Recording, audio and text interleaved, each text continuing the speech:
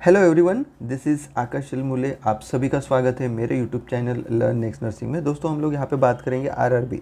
जो RRB nursing superintendent का 2019 का जो पेपर हुआ था, 2019 में भी 6 शिफ्ट में पेपर हुए थे। कितने? 6 शिफ्ट में पेपर हुए थे। ओके, ठीक है। तो यहाँ पे हम लोग हर एक शिफ्ट वाइज पेपर हम देखेंगे, क्योंकि वहाँ पे भी 3 दिन पेपर चला था और इस बार भी 3 दिन पेपर चलने वाला है। ओके, तो 2019 का 20 जुलाई का पहले शिफ्ट का पेपर हम लोग देख लेते हैं। आज इसमें 25 एमसीक्यू विथ एक्सप्लेनेशन हम लोग बात करेंगे। ओके, देखिए, एक्सप्लेनेशन ऑल्सो वेरी इंपॉर्टेंट। तो यहाँ पे आप क्या करिए कि वीडियो को स्किप नहीं करना है, वीडियो को अच्छे से देखना है। जो एक्सप्लेनेशन मैं बता रहा हूँ वो भी आपको समझना है, ठीक है। तो आपको समझ में आएगा कि यहाँ पे जो आरआरबी में सवाल किस तरीके से पूछे जाते हैं। ओके, उस तरीके से आपकी तैयारी हो जाएगी। तो 2019 में जो 20 जुलाई को जो पहला पेपर हुआ था पहले शिफ्ट का, उसमें क्या था? पहला क्वेश्चन क्या था?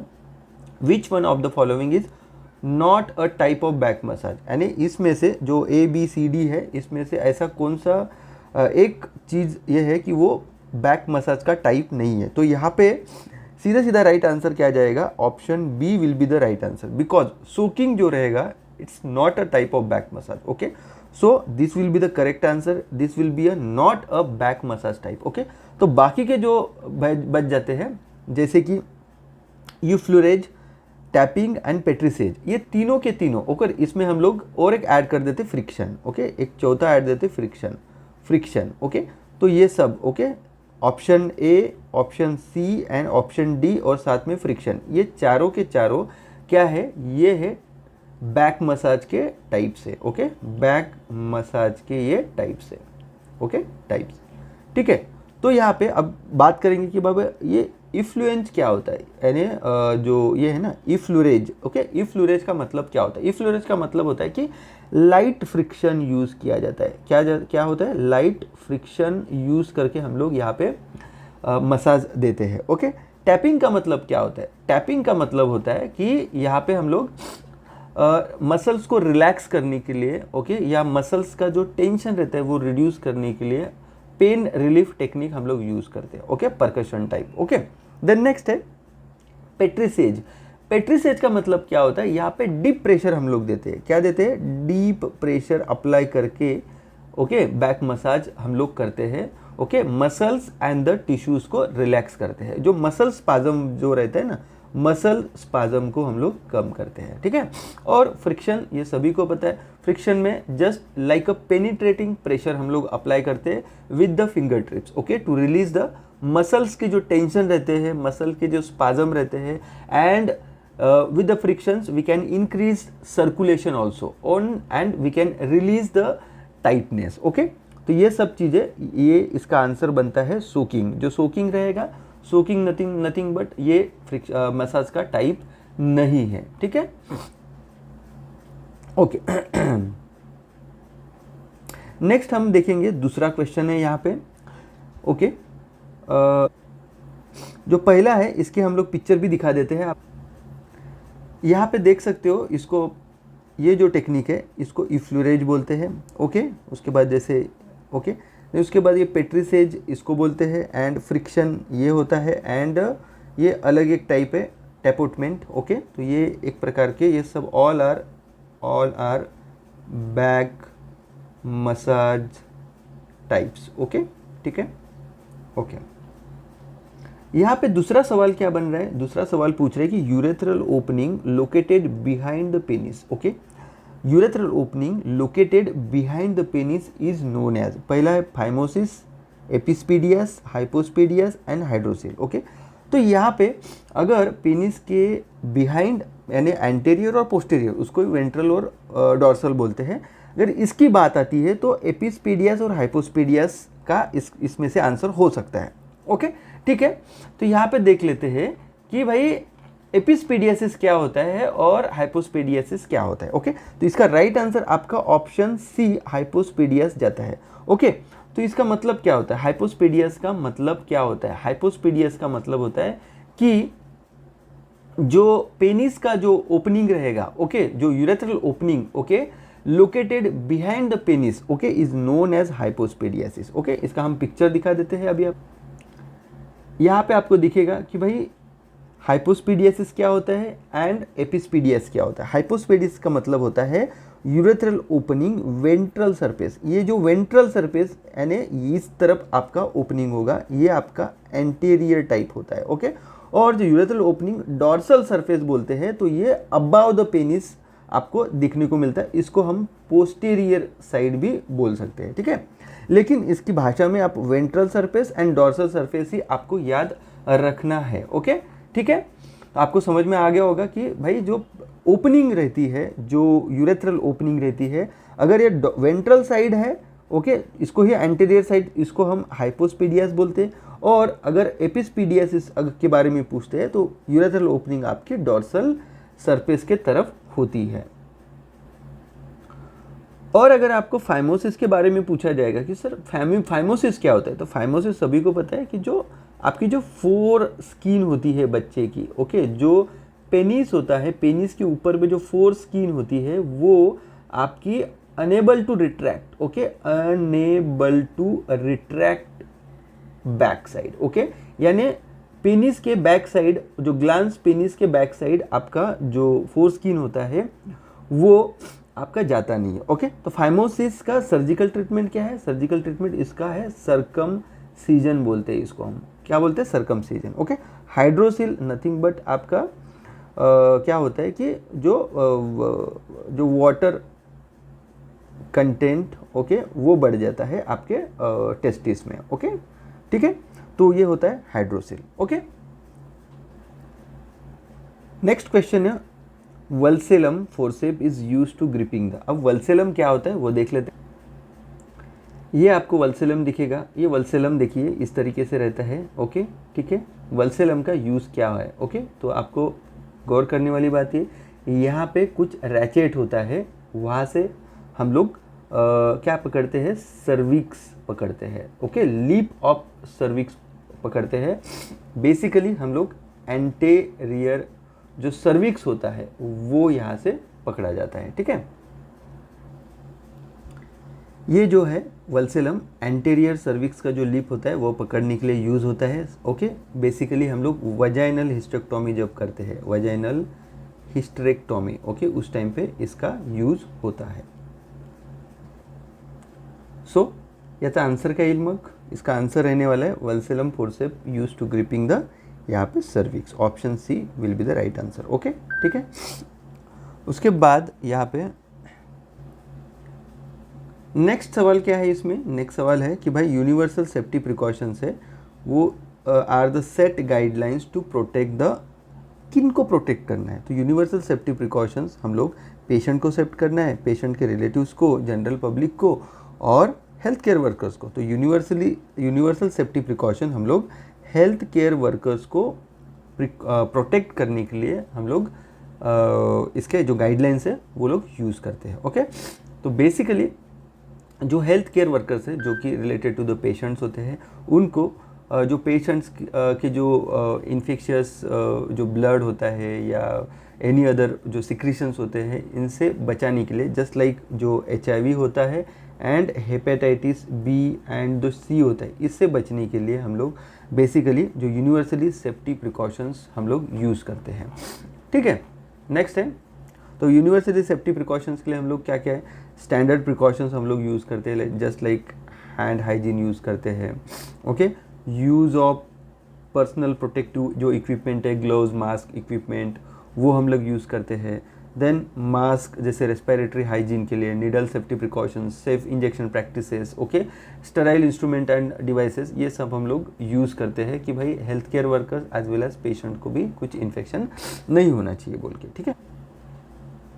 नेक्स्ट सवाल यहाँ पे दिख रहा है आपको कि which type of crutch is frequently used by the patient to all the age on the short term basis. Okay, तो इसका राइट आंसर जाएगा कि हम लोग बेसिकली शॉर्ट टर्म बेसिस पे जो पेशेंट रहता है, ओके, उसके लिए जो ऑल एज ग्रुप में जो असिस्टेंस या मोबिलिटी के लिए जो यूज़ होता है वो होता है एक्सिलरी क्रच। ओके, इसको ही हम क्या बोलते हैं? Under arm crutch, under arm crutch बोलते हैं। ओके, तो ये बेसिकली हम लोग यूज़ करते हैं शॉर्ट टर्म बेसिस के लिए।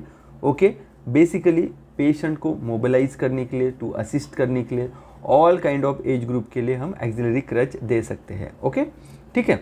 यहाँ पे अब दूसरा क्वेश्चन आता है कि प्लेटफॉर्म क्रच क्या होता है। तो प्लेटफॉर्म क्रच बेसिकली हम लोग यहाँ पे जैसे कि कुछ लोग होते हैं कि वो लोग कुछ वजन उठा नहीं पाते, रिस्ट और हैंड के ऊपर वजन बेयर नहीं कर पाते, ऐसे लोगों के लिए हम लोग प्लेटफॉर्म क्रच यूज़ करते हैं। ओके, अब लॉब स्ट्रैंड क्रच क्या होता है। तो लॉब स्ट्रैंड जो क्रच होता है वो फोर आर्म क्रच होता है। ओके, फोर आर्म क्रच होता है। ओके, ठीक है। तो बेसिकली जो लॉब स्ट्रैंड क्रच होता है, long term and permanent disability वाले जो लोग होते हैं इनके लिए, फोर आर्म वाले इनके लिए यूज़ होता है। ओके, और एक्सटेंसर जो क्रच होता है वो वाइडली या स्टैंडर्डली हम लोग यूज़ करते नहीं है। ठीक है, हो गया। तो इसका राइट आंसर आपका एक्सिलरी क्रच, जो कि आपके बेसिकली आपने देखा होगा कि अंडर आर्म के अंदर पे वो यूज़ किया जाता है।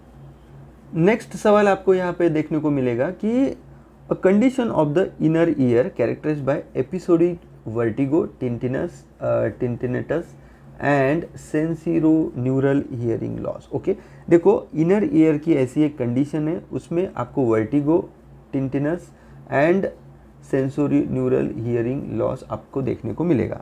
तो ऐसी कंडीशन कौन सी है। तो ओटाइटिस मीडिया क्या है। ओटाइटिस मीडिया इसका मतलब होता है कि इन्फ्लामेशन ऑफ या middle ear infection. Okay, it's a middle ear infection. Okay, ठीक है। अब निस्टिग्मिस का मतलब क्या होता है। इसका मतलब होता है कि involuntary eye movement. Okay, involuntary eye movement होता है। ओके, ठीक है। It's not a disease. Okay, it's a symptoms. Okay, then उसके बाद आपको ओटोस्क्लेरोसिस का मतलब क्या होता है कि एबनॉर्मल बोन ग्रोथ होती है in the middle ear. Middle ear के अंदर में आपको abnormal bone growth, okay, bone growth देखने को मिलेगी। ठीक है, मिडल ईयर के अंदर। ओके, मिडल ईयर के अंदर में। ठीक है, तो इसका राइट आंसर जाएगा कि ये मेनियर्स डिसीज क्या है। जो मेनियर्स डिसीज का मतलब होता है कि भाई एपिसोडिक आपको वर्टिगो आपको देखने को मिलेगा, टिंटिनेटस देखने को मिलेगा। Okay, sensory neural hearing loss आपको देखने को मिलेगा मेनियर्स डिसीज में। ठीक है,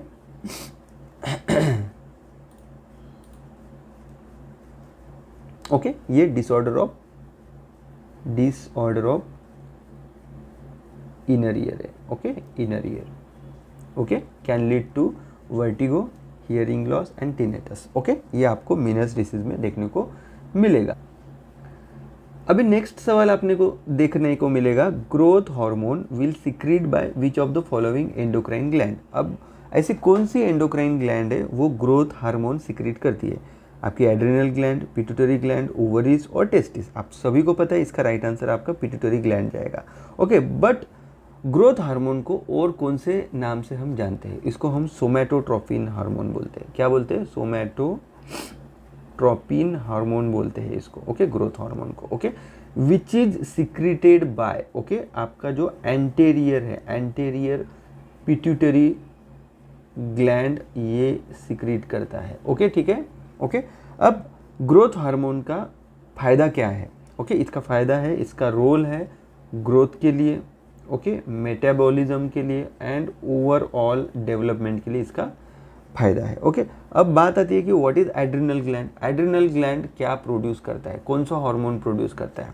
तो एड्रिनल ग्लैंड कॉर्टिसोल आपका प्रोड्यूस करता है, एड्रीनालिन आपका प्रोड्यूस करता है, अल्डोस्टेरॉन ये प्रोड्यूस करता है। ओके, ओवरीज सभी को पता है, it will ovaries produce by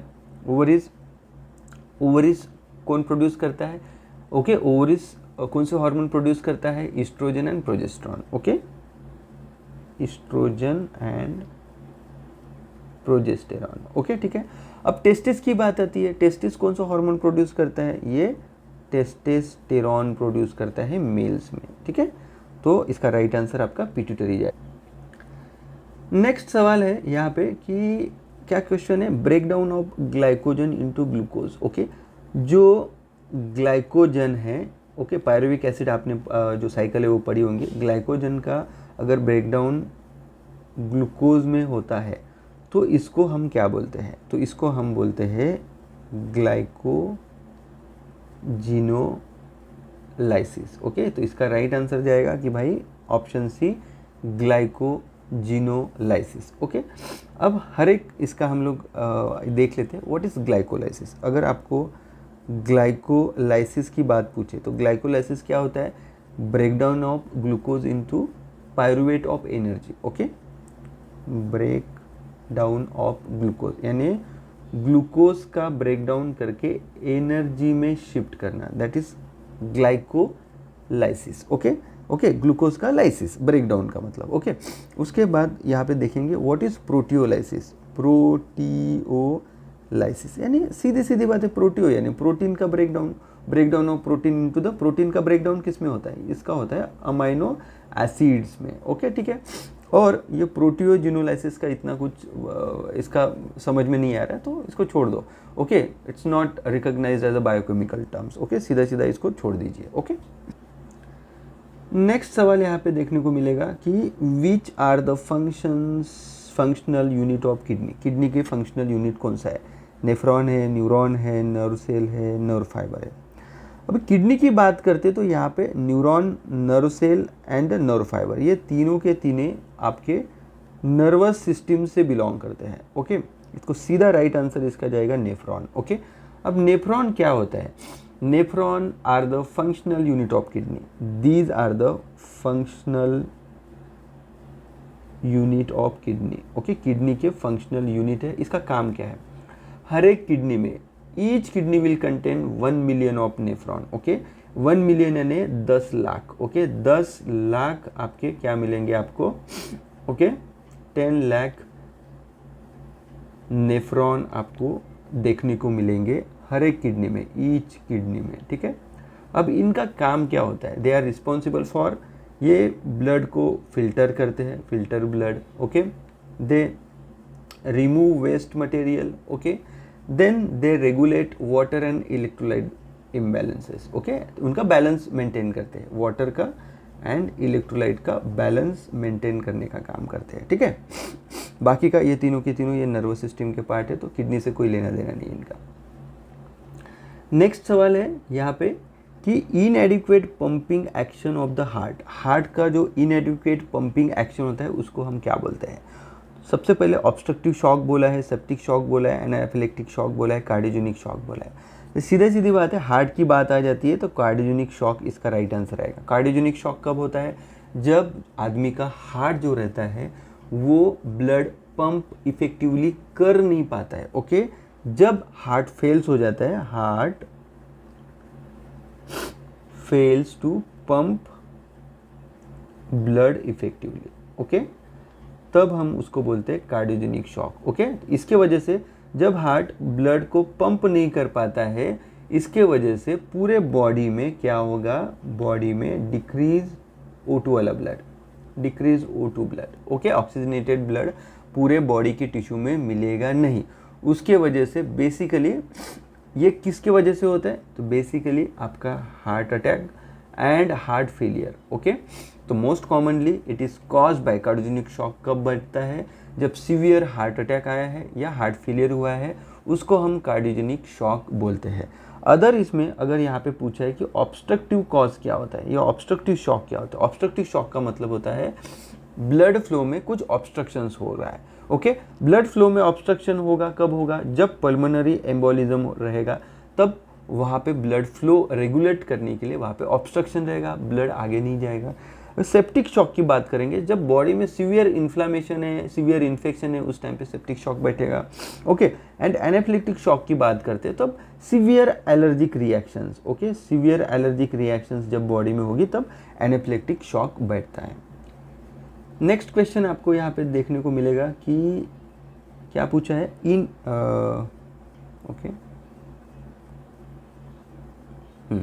what is the average, okay, क्या पूछा है? What is the average weight gain in the neonate per day. हम न्यूनेट की बात करेंगे। न्यूनेट की इसमें होता है एक अर्ली न्यूनेट होता है जो कि 0 to 7 days। Okay, and let neonate होता है, तो ये होता है from the 7th day to 28 days यानी 1 month तक। ओके, 1 month तक। ओके, न्यूनेट के बाद इन्फेंट जो पीरियड होता है वो 1 year तक होता है। देन टॉडलर, 3 ईयर्स तक, ओके। इस तरीके से हम आगे जाते हैं, ठीक है। 1 to 3 ईयर्स का टॉडलर, ओके, इन्फेंट का टिल द, ओके, पहले महीने से लेके एक, okay, from the 1 month to the, from the birth to 1 year, इसको हम इन्फेंट पीरियड बोलते हैं, ठीक है। अब यहाँ पे पूछा है क्वेश्चन कि भाई आपके न्यूनेट पीरियड में आपका बच्चे का एवरेज वेट गेन कितना होता है, तो इसका आंसर क्या जाएगा, इसका राइट आंसर जाएगा 25 से 30 ग्राम, क्योंकि यहाँ पे देखने वाली बात है कि एवरेजली जो न्यूनेट रहता है, न्यूबॉर्न रहता है, पहले तो आपके फर्स्ट 7 डेज़ में और 10 डेज़ में क्या हो जाता है कि बच्चे का जो वेट लॉस होता है 10% ऑफ उसका जो बॉडी वेट रहेगा वो रिड्यूस हो जाता है, उसके बाद वो गेन करना चालू करता है, ओके। तो गेन कैसे करता है, डेली 25 to 30 ग्राम बच्चे का वजन बढ़ना चालू हो जाता है during the first few month of after the delivery, ठीक है। जैसे जैसे आगे जाएगा उसके जो ये रहेगा वो अलग अलग होते जाएगा, जैसे कि पहले 0 to 3 जो मंथ होता है इसके लिए 30 ग्राम पर डे बच्चे का जो वजन है वो होता है। देन 3 to 6 मंथ की बात करेंगे तो यहाँ पे 20 ग्राम पर डे के हिसाब से चलेगा। 6 to 9 मंथ की बात करेंगे तो 15 ग्राम पर डे के हिसाब से। देन 9 to 12 मंथ की बात करेंगे तो यहाँ पे 12 ग्राम पर डे के हिसाब से, ओके। आगे का आप देख लीजिए, ओके, इतना तो ठीक है, तो इतना वजन बच्चे का बढ़ते रहेगा, ठीक है। नेक्स्ट यहाँ पे सवाल देखने को मिलेगा कि आपका what is the SI unit of electrical current, जो इलेक्ट्रिकल करंट है उसका एसआई यूनिट क्या है। एसआई यूनिट देखिए ये फिजिक्स का क्वेश्चन है, ओके, फिजिक्स का क्वेश्चन है। फिजिक्स के कि जैसे हम अगर 10th लेवल के बोलेंगे तो साइंस 1 and 2 जो रहता है वहाँ से क्वेश्चन आया है ये, ओके। अब इलेक्ट्रिकल करंट का ऐसा यूनिट क्या बनेगा, अब इसका राइट आंसर क्या जाएगा बताइए।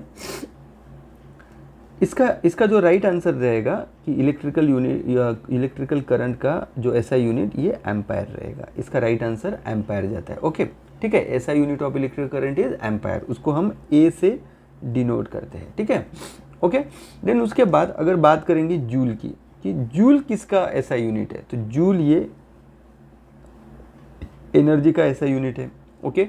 गॉस क्या है, गॉस है मैग्नेटिक फ्लक्स डेंसिटी का यूनिट है, किसका, मैग्नेटिक फ्लक्स डेंसिटी, इसका ऐसा यूनिट है, ठीक है। अब बात आती है कि भाई हेनरी क्या है, तो जो हेनरी है ये ऐसा यूनिट किसका है, ऐसा unit of inductance, okay, inductance, okay, इसका ऐसा यूनिट आता है, ठीक है। तो ऐसा यूनिट पे भी आपको क्वेश्चन देखने को मिलेंगे यहाँ पे। नेक्स्ट क्वेश्चन आपको यहाँ पे देखने को मिलेगा, पेंच नेशनल पार्क कौन से स्टेट में है। अब इंडिया की बात करेंगे, नेशनल पार्क की बात करेंगे, ठीक है। तो यहाँ पे आपका जो आंसर रहेगा कि भाई पेंच नेशनल पार्क कहाँ है, तो पेंच नेशनल पार्क ये मध्य प्रदेश में, एमपी में आता है, ठीक है, मध्य प्रदेश में, ओके। ये पेंच नेशनल पार्क महाराष्ट्र को भी लग के है, बट बेसिकली ये एमपी में आता है, ओके। महाराष्ट्र का थोड़ा बहुत पार्ट आता है, बट बेसिकली इसका आंसर आपका एमपी का जाएगा, ठीक है। अब ये पेंच जो नेशनल पार्क है, ओके, ये कौन से रिवर पे बैठे हैं, तो ये पेंच नाम की एक रिवर है, ओके, पेंच नाम की रिवर है। ये रिवर की वजह से ये पेंच नेशनल पार्क इसको नाम दिया गया, ओके।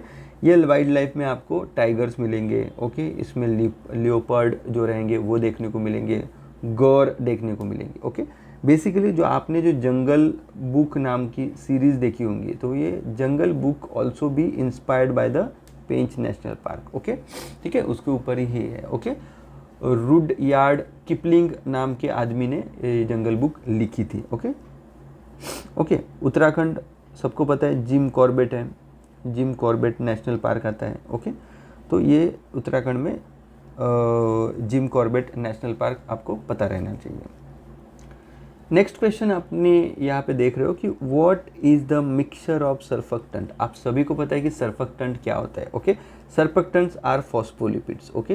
ये फॉस्फोलिपिड्स होते हैं, फॉस्फोलिपिड्स। लिपिड्स आपको समझ में आ गया कि लिपिड्स यानी यहाँ पे सीधा आपका राइट आंसर जाएगा भाई, लिपिड और ये प्रोटीन, ओके। तो प्रोटीन और लिपिड का मिक्सचर बना हुआ रहता है, ओके। सर्फेक्टेंट का काम क्या है, सर्फेक्टेंट ये जो सरफेस टेंशंस जो रहता है ओके जो लंग्स का, वो रिड्यूस करने का काम करता है ओके। ये to reduce surface tension of lung okay, ठीक है। इससे क्या होता है, जो अल्विलय होते हैं उसको ओपन रखने का काम करता है। बेसिकली जो प्रीटर्म बेबी होती है उनमें लंग्स इमेच्योर होते हैं ओके। आप सभी को पता है कि लंग्स को, जो इमेच्योर लंग्स होते हैं उनको मैच्योर करने के लिए हम लोग क्या देते हैं, हम लोग आयम, मदर को आयम क्या देते हैं बताओ, एक तो बेटामेथाजोन नहीं तो डेक्सामेथाजोन ओके। ये लंग को मैच्योर करने के लिए ओके एंटीनेटली हम लोग बेटामेथाजोन इंडिया में यूज़ नहीं होता है, बेसिकली डेक्सामेथाजोन ही यूज़ होता है, तो डेक्सामेथाजोन हम लोग यूज़ करते हैं, ठीक है ठीक है। तो यहाँ पे जो क्वेश्चन पूछा था कि सर्फेक्टेंट में क्या होता है, तो सर्फेक्टेंट में क्या होता है, प्रोटीन एंड लिपिड होता है, और वो क्या, उसका काम क्या होता है, वो रिड्यूस करते हैं सरफेस टेंशन को ओके। जो अल्वेलाई होते हैं उसको ओपन रखने का काम करते हैं, अल्वेलाई को कोलैप्स नहीं होने देते। बेसिकली यहाँ पे लिपिड 90% होता है और बाकी का प्रोटीन 10% होता है, ठीक है। नेक्स्ट क्वेश्चन ये रिसर्च से आता है ओके, रिसर्च भी हम लोगों ने पढ़ाया है। रिसर्च से क्वेश्चन आया है, which one of the following is the tentative answer. देखो टेंटेटिव आंसर, प्रेडिक्टेड आउटकम बोलते हैं इसको, इसको हम सीधी भाषा प्रेडिक्टेड आउटकम, यानी कोई भी चीज़ करने के पहले, रिसर्च करने के पहले वी शुड प्रेडिक्ट कि इसका आउटकम क्या आएगा। प्रेडिक्टेड आउटकम या टेंटेटिव आंसर, जो आप क्वेश्चन लेके चल रहे हो रिसर्च क्वेश्चन ओके, उसको हम हाइपोथेसिस के नाम से जानते हैं। Hypothesis is predicted outcome okay, what will be the answer okay, that is the tentative answer okay, ठीक है। उसको हम क्या बोलते हैं, हाइपोथेसिस बोलते हैं रिसर्च के क्वेश्चन के आंसर को ओके। बाकी अगर यहाँ पे ऑपरेशनल डेफिनेशन, वैलिडिटी, ऑब्जेक्टिव अगर की इसकी बात करेंगे, वैलिडिटी का मतलब क्या होता है, हाउ एक्यूरेटली जो भी मेथड यूज़ कर रहे हो वो किस तरीके से मेजर करेगा ओके। ऑब्जेक्टिव स्पेसिफिक जो गोल्स वगैरह जो एम्स बनाते हो वो ऑब्जेक्टिव होता है। ऑपरेशनल डेफिनेशंस यानी जो वेरिएबल्स को मेजर करने के लिए ऑपरेशनल डेफिनेशंस वो डिफाइन करते हैं, ठीक है। तो इसका राइट आंसर आपका हाइपोथेसिस जाएगा। ये क्वेश्चन साइकोलॉजी का आया है, यहाँ पे साइकोलॉजी पे भी आपको फोकस करना है, साइकेट्री साइकोलॉजी पे। Who made valuable contribution to insightful learning okay.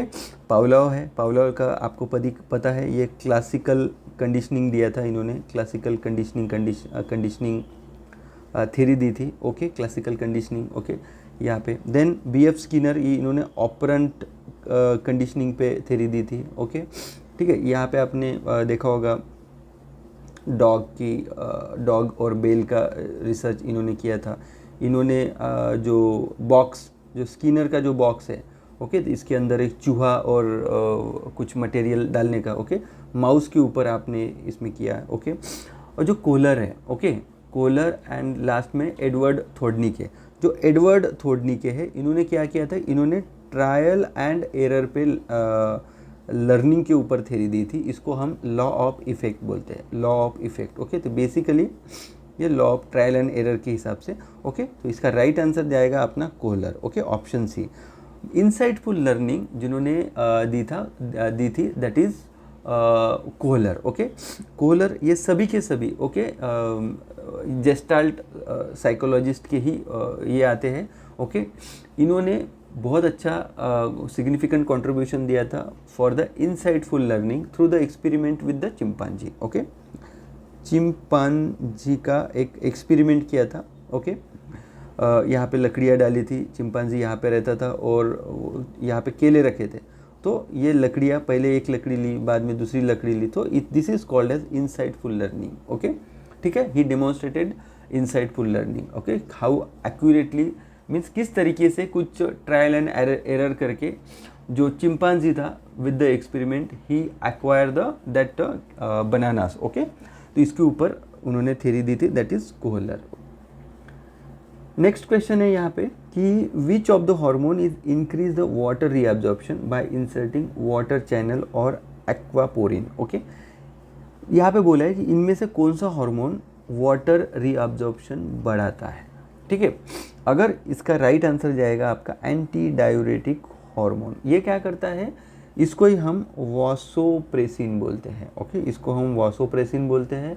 ये क्या करता है, इंक्रीज करता है water reabsorption in the kidney, okay, bye inserting aquaporins, okay, जो वाटर चैनल रहता है वो इंसर्ट करता है, ओके, एक्वापोरिन, ओके, कहाँ पे कलेक्ट करता है, कलेक्टिंग डक्ट में, लाइक नेफ्रॉन्स में, ओके, एंड बॉडी को हेल्प करता है to conserve the water, okay, कर लेगा, ओके, ठीक है, दैट इज वासोप्रेसिन, ओके। अगर आपकी बात आती है कि वही एंजियोटेंसिन हार्मोन क्या है, तो एंजियोटेंसिन क्या आता है, इंक्रीज करता है, बीपी इंक्रीज करता है, एंड अल्डोस्टेरॉन को क्या करता है, रिलीज करता है, ओके, रिलीज करता है, ओके। अल्डोस्टेरॉन हार्मोन ये भी है, sodium, it will promote the sodium reabsorption, यहाँ पे ये सोडियम को, ओके, सोडियम का रीएब्जॉर्प्शन करता है, okay, but not via the aquaporin, okay, ठीक है। देन लास्ट का यहाँ पे क्वेश्चन आता है anti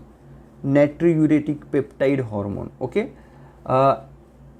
sorry atrial natriuretic peptide hormone, जो एएनपी हार्मोन होता है, एएनपी, ये क्या करता है, ये सोडियम एंड वाटर का एक्सक्रीशन प्रमोट करता है, इट विल प्रमोट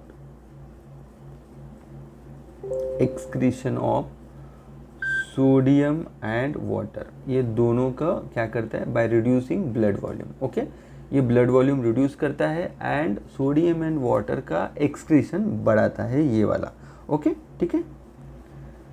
नेक्स्ट सवाल थोड़ा सा ट्रिकी है, इसका सवाल क्या है, the analysis of pattern of loci, loci का मतलब होता है लोकेशन, ओके, ठीक है, with in the body, okay, with in the body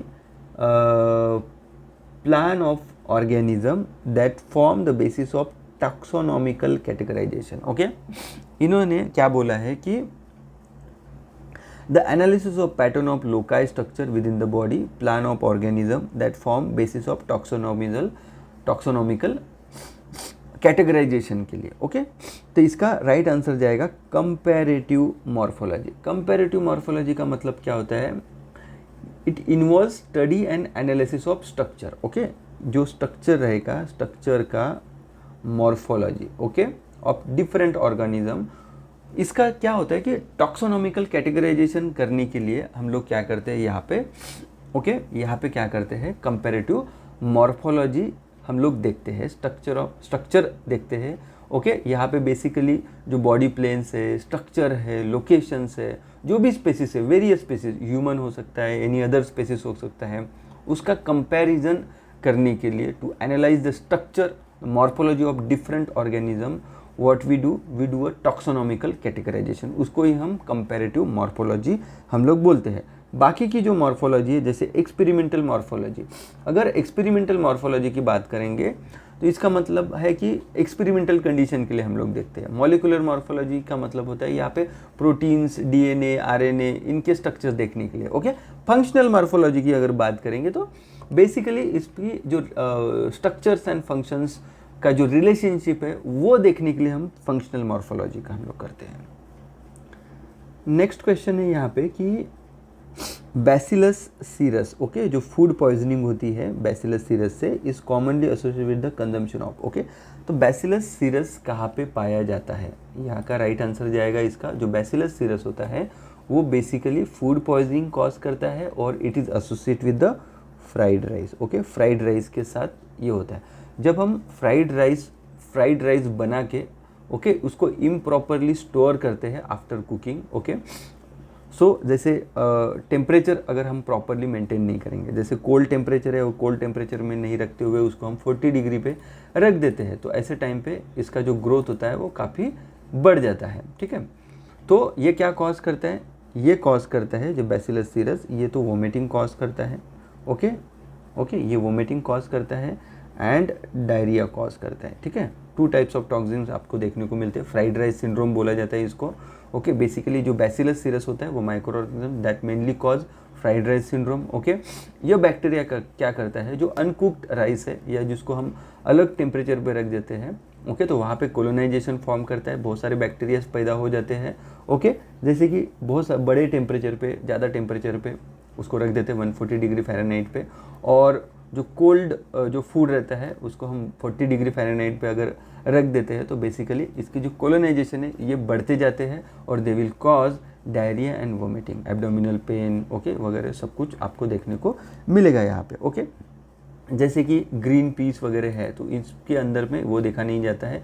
basically bacillus serous ये ग्रीन पी से एसोसिएट नहीं है।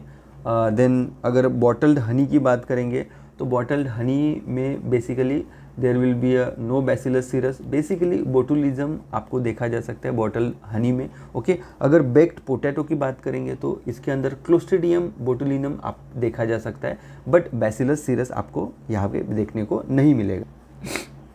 नेक्स्ट क्वेश्चन आपको यहाँ पे देखने को मिलेगा, क्या है कि which of the following symptoms should be watched for patient receiving loop diuretic. Patient loop diuretic ले रहा है, लूप डायरेटिक कौन से होते हैं, ओके। लूप डायरेटिक यहाँ पे आपका लैसिक्स होता है, लूप डायरेटिक, ओके, ध्यान में रखना, ओके, ठीक है। अगर पेशेंट लैसिक्स ले रहा है, लूप डायरेटिक ले रहा है तो क्या होगा। अगर लूप डायरेटिक ले रहा है तो बेसिकली ये पेशेंट्स में हम लोग को वीक इरेगुलर पल्स देखने को मिल सकता है। वीक इरेगुलर पल्स क्यों देखने को मिलता है, ओके। तो लैसिक्स को ही हम फ्रूजेमाइड बोलते हैं, ओके, फ्रूजेमाइड, ओके, आप सभी को पता है फार्माकोलॉजिकल नेम, ओके। तो इट विल कॉज, ये क्या करता है कि इलेक्ट्रोलाइट इम्बैलेंस आपको देखने को मिलता है इसमें जब हम लूप डायरेटिक लेते हैं। तो बेसिकली लूप डायरेटिक में क्या होता है, जब ये इलेक्ट्रोलाइट इम्बैलेंस करता है दैट मीन्स आपका जो पोटेशियम रहेगा, पोटेशियम ये क्या करेगा, लो करेगा, ओके, या पोटेशियम बाहर चला जाएगा, उसको हम बोलते हैं हाइपोकैलेमिया कॉज करेगा।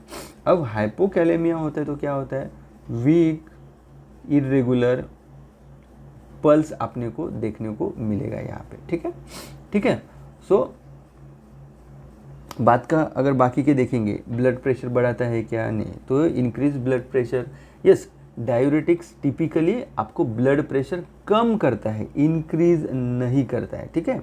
देन उसके बाद यहाँ पे रेस्टलेस एंड एजिटेशन, ओके।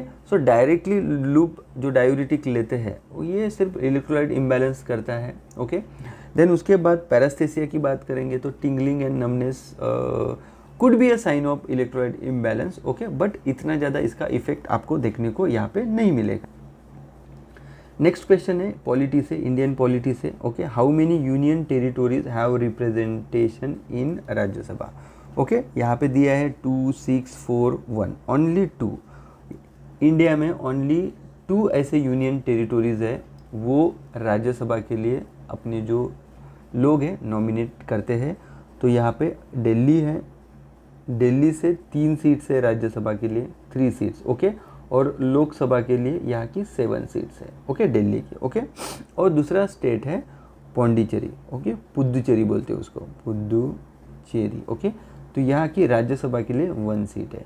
कितनी है राज्यसभा के लिए, 3 सीट आपको देखने को मिलेगी, ओके, पौंडीचेरी की, ओके। और लोकसभा के लिए आपकी 1 सीट है पौंडीचेरी से, ठीक है। तो ये 2 ऐसी स्टेट है कि यहाँ से लोकसभा के लिए और राज्यसभा के लिए सीट्स जाती है। अदर देन दिस, यहाँ पे क्वेश्चन क्या पूछा है, सिर्फ राज्यसभा, तो राज्यसभा में सिर्फ दिल्ली और पौंडीचेरी से ही सीट जाती है। बाकी सब जैसे कि कितनी यूनियन टेरिटोरीज है, जैसे कि अंडमान निकोबार है, चंडीगढ़ है, दादरा नगर हवेली है, दमन दीव है, दिल्ली है, लक्षद्वीप है, पौंडीचेरी है। 1, 2, 3, 4, 5, 6, 7, okay. There are 7 union territories, okay, ठीक है।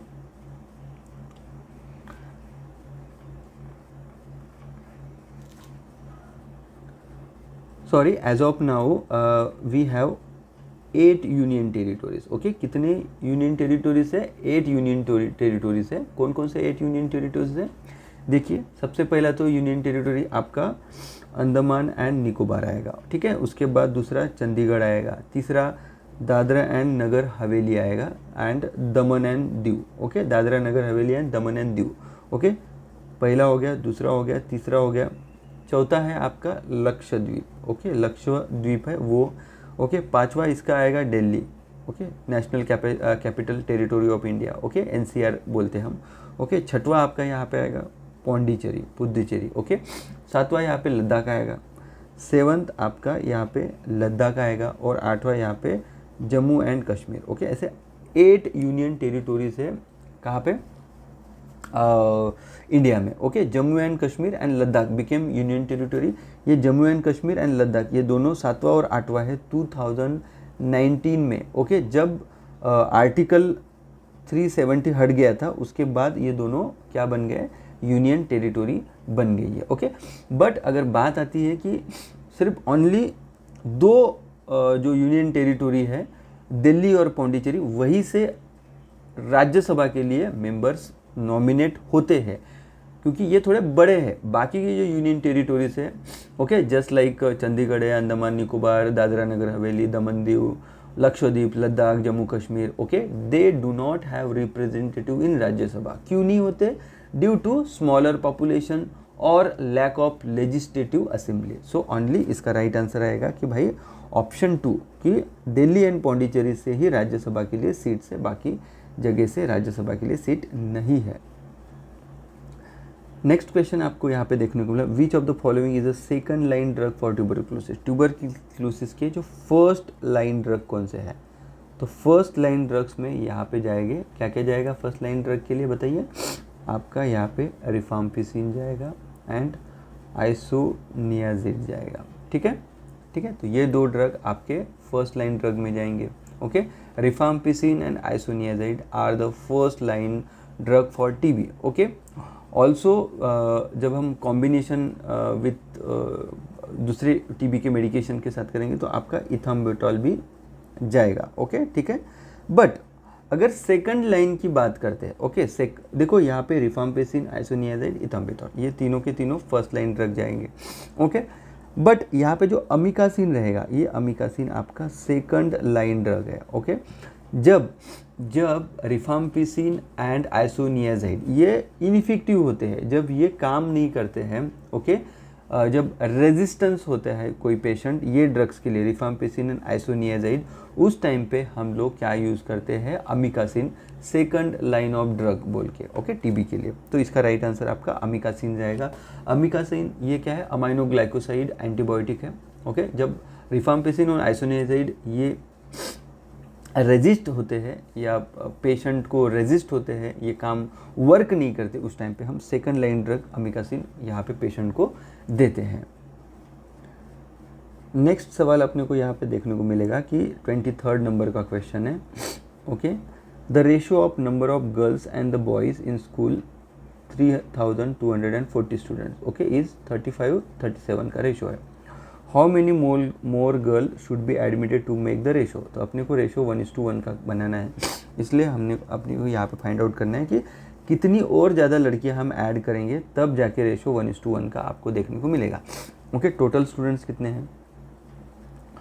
टोटल स्टूडेंट्स आपके 3240 है। ओके, अब यहाँ पे गर्ल्स टू बॉयज़ रेशो कितना है? यहाँ पे girls to boys ratio, girls and boys ratio कितना है? तो यहाँ पे 35:37 अपने को है। ओके, और हमको यहाँ पे लड़कियों को ऐड करना है, तो तब हमारा रेशो 1:1 बनेगा। ओके, तो यहाँ पे हम बात करेंगे अभी, यहाँ पे किस तरीके से बात करेंगे? Sum of total boys and girl कितना है? ओके, यानी 35x हम कंसिडर करेंगे प्लस 37x, इनका रेशो है कितना है? 30:40 हो गया। ओके, ये रेशो बन गया आपका। ओके, अब इनका कैलकुलेशन जब करेंगे तो क्या बनेगा? 72 जो x इज इक्वल टू 30:40 बनेगा। तो x इज इक्वल टू कितना आएगा? इसका आंसर आएगा 45, यानी x की वैल्यू 45 हो गई।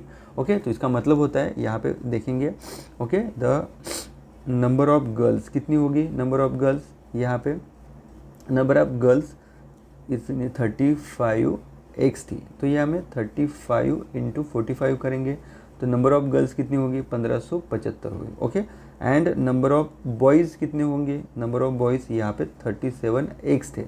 Okay, okay, sorry, number of यहाँ पे बॉयज़ देखेंगे तो यहाँ पे हो जाते 3240 माइनस 1575, तो इसका आंसर आता है नंबर ऑफ बॉयज़ कितने होंगे? 1665। ओके, 1665 इतने आपके बॉयज़ हो जाएंगे। ओके, अपने को क्या निकालना है यहाँ पे कि कितनी लड़कियां हम ऐड करेंगे तो रेशो अपना इतना बनेगा। तो देखिए अभी इतना क्या करेंगे? 1575 अपनी लड़कियां थी, इसमें हम ऐड करेंगे x, यानी कितनी ऐड करेंगे वो, तो बिलो डिवाइडेड बाय बॉयज़ कितने हैं 1665, ओके। इसका रेशो बनेगा 1:1, अभी रेशो बनेगा। तो इसका अब आंसर क्या आएगा, 1575 plus x is equal to 1665, ठीक है, ये हो गया। तो यहाँ पे x इज इक्वल टू कितना आएगा, 1665 माइनस 1575, तो इसका राइट आंसर आएगा 90। सो कितनी लड़कियां हम ऐड करेंगे, 90। Number of girls to be added 90, then only अपना जो रेशो 1:1 आएगा। तो इसका राइट आंसर क्या आएगा, 90 will be the right answer for this question, okay. Next सवाल यहाँ पे देखेंगे 24 नंबर का। तो इस सवाल का आंसर क्या क्वेश्चन पूछा है इन्होंने क्वेश्चन पूछा, okay, the surgical removal of entire I with the part of optic nerve. सीधा आंसर है, इसको हम इनोकुलेशन बोलते हैं, ओके, इन्यूक्लिएशन, ओके। इन्यूक्लिएशन का मतलब होता है सर्जिकली हम एंटायर आई को निकालते हैं, साथ में ऑप्टिक नर्व को भी निकालते हैं, इसका इन्यूक्लिएशन इसका राइट आंसर है, ओके। नेक्स्ट आता है कि केराटोमिलियोसिस का मतलब क्या होता है। तो इसमें नथिंग बट एक लैसिक जो सर्जरी होता है उसका एक टाइप है ये वाला, ओके। अपने जो कॉर्निया को रीहैप्स करते हैं, ओके, रीशेप्स करते हैं, okay, a type of eye surgery that reshape the cornea, okay, ठीक है। Then what is keratotomy. Keratotomy का मतलब होता है कि यहाँ पे जो कॉर्निया पे इंसिजन करके जो रिफ्रैक्टिव एरर उसको ट्रीट करने की सर्जरी, उसको केराटोटोमी बोलते हैं, okay. Then VR surgery, that is vitreoretinal surgery का मतलब क्या होता है, यहाँ पे जो विट्रस ह्यूमर एंड रेटिना रहता है उनके ऊपर वो सर्जरी के लिए हम लोग यूज़ करते हैं। बेसिकली जो डायबिटिक रेटिनोपैथी, रेटिनल डिटैचमेंट की जो कंडीशंस होती है उनको ट्रीट करने के लिए विट्रो रेटिनल सर्जरी का। तो इसका राइट आंसर इन्यूक्लिएशन। अब ये आज का लास्ट आंसर, लास्ट क्वेश्चन बनेगा ये वाला, ओके। आज के सेशन का 50 मिनट का सेशन हो चुका है, ओके। तो इसका राइट आंसर जाएगा कि what is the other term for recovery from illness. Illness से रिकवरी के जो उसको हम क्या बोलते हैं, what is the other term for recovery from illness, okay. कोई आज़ार है, आज़ार से आप रिकवरी कर रहे हो, उसको हम क्या बोलते हैं, इसका मतलब होता है रेमिशन, ओके। रेमिशन का मतलब होता है रिकवरी और रिडक्शन ऑफ सिम्टम्स, ओके। इसका राइट आंसर रेमिशन जाएगा। रेमिशन का मतलब होता है रिकवरी और रिडक्शन ऑफ सिम्टम्स, कर ले, सबको समझ में आ गया, ओके। कोई भी क्रोनिक डिसीज़ है या इससे अगर पेशेंट अच्छा हो रहा है, सिम्टम्स कम हो रहे हैं, तो उसको हम रेमिशन बोलते हैं। What is rationalisation. रैशनलाइजेशन का मतलब होता है कि डिफेंस मैकेनिज्म होता है कि पर्सन जस्टिफाई करता है देयर उसके जो बिहेवियर को विथ लॉजिकल रीजंस, ओके। हाँ, देन उसके बाद रिएक्शन फॉर्मेशन, ये भी डिफेंस मैकेनिज्म का ही टाइप है, ओके। यहाँ पे पर्सन इस तरीके से बिहेव करता है कि ओके, जो दिखाना चाहता है, कुछ अलग करना चाहता है और दिखाना कुछ अलग चाहता है, उसको हम रिएक्शन फॉर्मेशंस बोलते हैं, ओके। देन रिग्रेशन, ये भी डिफेंस मैकेनिज्म का टाइप है, ओके। यहाँ पे भी क्या होता है कि पर्सन्स अपनी पूर्वत यानी जो पहले वाले कंडीशन में रिग्रेस हो जाता है, okay. Person revert to his earlier stage of development, okay. जैसे कि अगर किसी ने डांट दिया तो रोने लगना, that is a one type of regression due to the stress और एंग्जाइटी, ओके। तो इसका राइट आंसर जाएगा रेमिशन, रिकवरी और रिडक्शन ऑफ सिम्टम्स, जो भी इलनेसेस रहेंगे उसको हम क्या बोलते हैं, remissions, okay. So thank you very much, आपने 50 मिनट दिया है। मेरे हिसाब से इसका जो एक्सप्लेनेशन है वो बहुत इंपॉर्टेंट है। अभी आरआरबी के नेक्स्ट जो 25 MCQs ये शाम को अपलोड किए जाएंगे with full explanation, okay. So kindly ये वीडियो को लाइक करिए, मैक्सिमम शेयर करिए अपने दोस्तों के साथ, ओके। और मैक्सिमम लोगों ने देखना चाहिए ये video before going for RRB exam, okay. Thank you, जल्दी ही मिलते और एक नए वीडियो के साथ, तब तक के लिए धन्यवाद। जय हिंद,